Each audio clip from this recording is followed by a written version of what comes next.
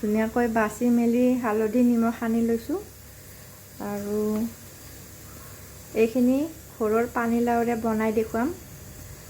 আৰু এতিয়া মই এক কেৰাহী গৰম হৈছে, তেলো দি লৈছোঁ। ইয়াতে মই ভাজিম আৰু আপোনালোকে ভিডিঅ'টো শেষলৈ চাই থাকিব। এয়া চাওক, মাছখিনি ভাজা হৈ গৈছে।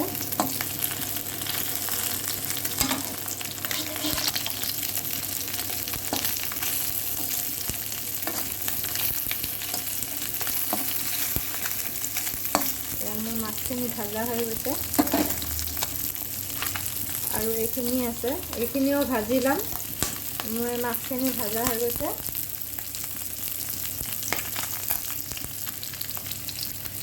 এইখিনি এতিয়া তুলি ল'ম। এইটো হৈছে ঘৰৰে গছৰ পানীলাও, ছিঙি লৈ আহিছোঁ।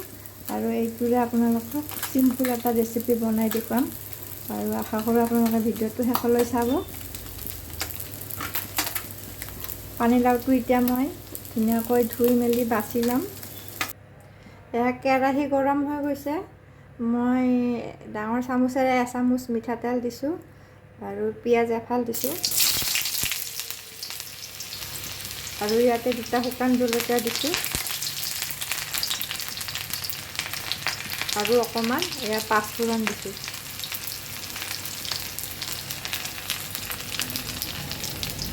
তেল গৰম হৈ আছিলে, গতিকে এইখিনি ভাজা হৈ গ'ল। এতিয়া মই এয়া পানীলাওখিনি এনেকৈ কাটি থৈ দিছোঁ। খুব মিহি কৰা নাই, ঘৰৰ কুমলীয়া লাও কাৰণে সোনকালে সিজি যাব। আৰু এইখিনি ধুই মেলি কাটি লৈছোঁ। আৰু অকণমান নহৰু দিছোঁ, নহৰু থেথেলি দিছোঁ। নহৰু থেথেলাই দিছোঁ অকণমান। আৰু এতিয়া মই এইখিনি ইয়াতে ভাজি দিম।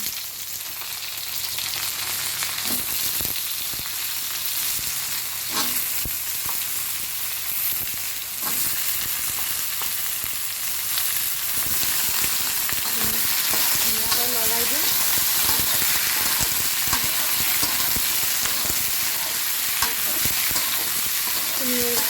ধুনীয়াকৈ লৰাই দি মই কম জুইত ঢাকি থৈ দিম। সকলোৱে বনায়ে, হিন্দীত লকি বুলি কয় আৰু আমাৰ অসমীয়াত পানীলাও। আৰু এইখিনি ঢাকি থৈ দিম মই। এইখিনি ঢাকা হোৱাৰ পিছত অকণমান পিছত হালধি নিমখ দিম। আৰু এই পানীলাওতে খিনিতে লাগিব 2টা বিলাহী দিম আৰু ধনিয়া আৰু কেঁচা জলকীয়া। এইখিনি লাগিব, অলপ দেৰিকৈ দিম। আৰু আপোনালোকে ভিডিঅ'টো শেষলৈ চাই থাকিব। এতিয়া মই ইয়াতে মছলা দিম। এয়া ধনিয়া গুড়ি আৰু এয়া ভাজি থৈ দিয়া, ভাজি পেলাই গুড়া কৰি থৈ দিয়া এয়া জিৰা গুড়ি এচামুচ।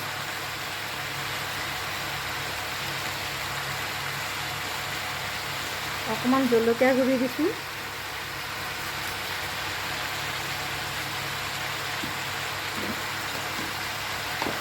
আৰু নিজৰ আন্দাজ মতে পানী কমকৈ দিয়ে যদি কম নিমখ দিব, আৰু বেছিকৈ দিলে অলপ বেছি নিমখ লাগিব। মই ইয়াতে এতিয়া বৰ্তমান এচামুচ দিছোঁ। আৰু এইখিনি মই লৰাই দি আকৌ ঢাকি থৈ দিম।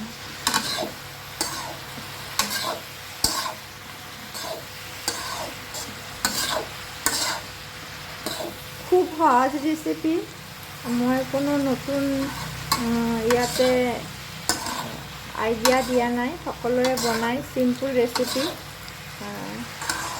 আজি ঘৰৰে পানীলাওৰে নতুন বছৰত জানুৱাৰী মাহত এয়া ঘৰৰে পানীলাওৰে বনালোঁ। সেইকাৰণে আপোনালোকক ভিডিঅ'টো সৰুকৈ দেখুৱাওঁ বুলি ভিডিঅ' এটা বনালোঁ। আৰু বহুত দিন মই ভিডিঅ' দিয়াও নাছিলোঁ। আৰু আশা কৰোঁ আপোনালোকে ভিডিঅ'টো শেষলৈ চাব। আৰু নতুনকৈ যদি কোনোবাই মোৰ ভিডিঅ'টো চাইছে, মোৰ চেনেলটোৰ নাম পিংকি কলিতা পুতু, আৰু ছাবস্ক্ৰাইব কৰি দিব। আৰু কিবা যদি ক'ব বিচাৰে কমেণ্ট কৰি জনাব। লাইক কৰিব। মোৰ ভিডিঅ' চেনেলটো বনাবলৈ এবছৰে হ'ল, কিন্তু মোৰ ছাবস্ক্ৰাইবাৰ বঢ়া নাই।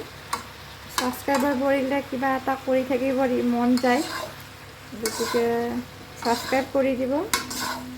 এতিয়া এইখিনি মোৰ ভাজা লাৰি দিয়া হৈছে আৰু অকণমান ঢাকি থৈ দিম 5 মিনিটৰ কাৰণে। আপোনালোকে ভিডিঅ'টো চাই থাকিব, আধাতে কাটি নিদিব।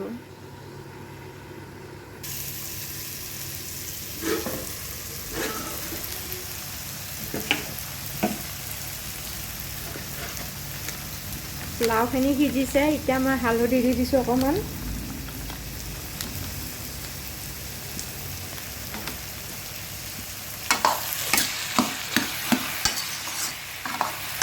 কোমলীয়া লাও সিজি গৈছে। মই 10 মিনিট সময় এনেকৈ ঢাকন দি ঢাকন গুচাই লৰাই দিছোঁ আৰু ঢাকন দিছোঁ এনেকৈ 10 মিনিট সময় ভাজিছোঁ। এয়া মোৰ সিজি গৈছে। এতিয়া মই কাটি থৈ দিয়া বিলাহীখিনি দিম। সৰু সৰুকৈ কাটি থৈ দিছোঁ, এইখিনি দি দিম।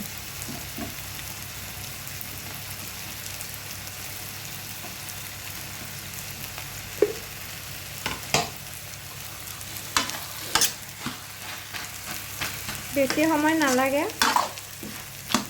চবখিনি কাটি কুটি ধুই পখালি কাটি কুটি যদি আপোনালোকে গছৰ লৈ খুব বেছি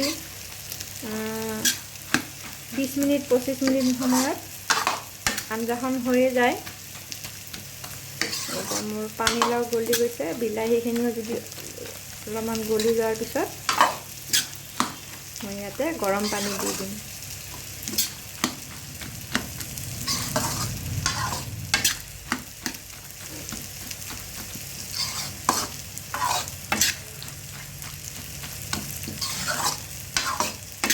আৰু মই 2 মিনিট সময়ৰ কাৰণে ঢাকি থৈ দিম।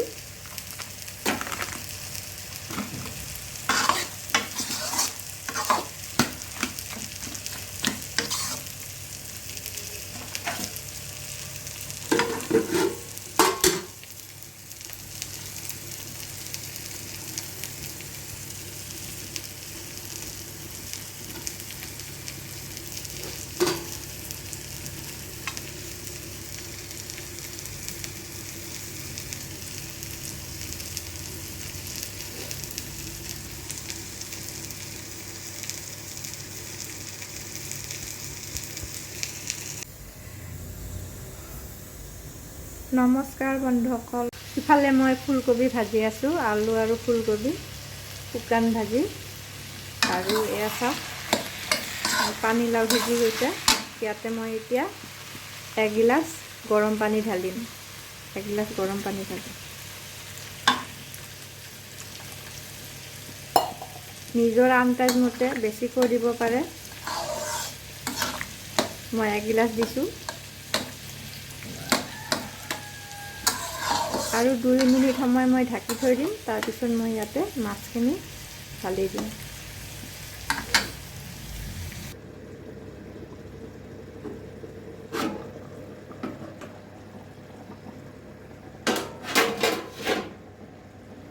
এয়া চাওক মোৰ আঞ্জাখন উতলিছে আৰু এতিয়া মাছ দিবৰ হৈছে। ইয়াতে এইখিনি মাছ ইয়াতে গোটেই ঢালি দিম।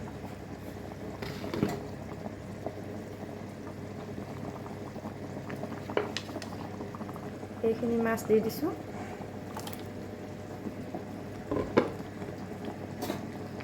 ইয়াতে এক উতল খাব।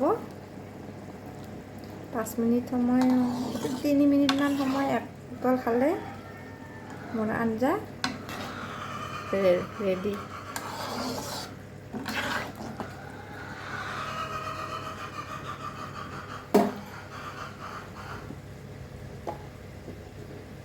ইয়াতে মই কাটি থৈ দিয়া ধনিয়া দি দিছোঁ।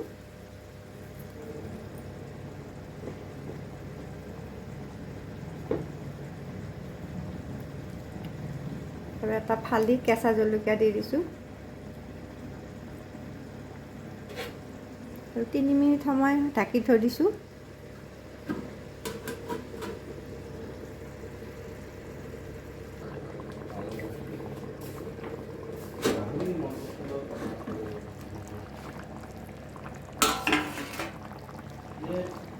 এয়া চাওক মোৰ বৰলীয়া মাছ আৰু পানীলাওৰ আঞ্জা ৰেচিপি ৰেডি।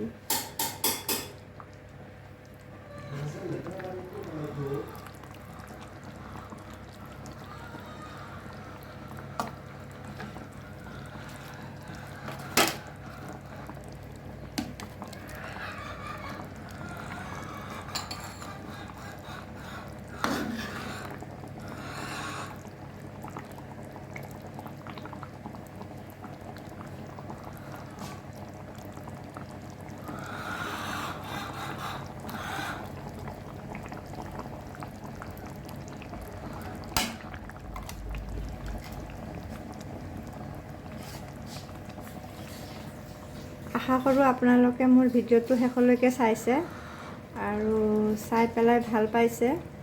আৰু যদি কিবা নতুন ৰেচিপি বনাব লাগে আপোনালোকে কমেণ্ট কৰি জনাব। আৰু সকলো ৰাইজলৈকে নতুন বছৰৰ শুভেচ্ছা থাকিল। আগন্তুক দিনবোৰ যেন আপোনালোকৰ সকলোৰে ভাল হয় তাৰে কামনাৰে ভগৱানৰ ওচৰত মই আশীষ বিচাৰি মোৰ ভিডিঅ'টো ইয়াতে সামৰণি মাৰিছোঁ।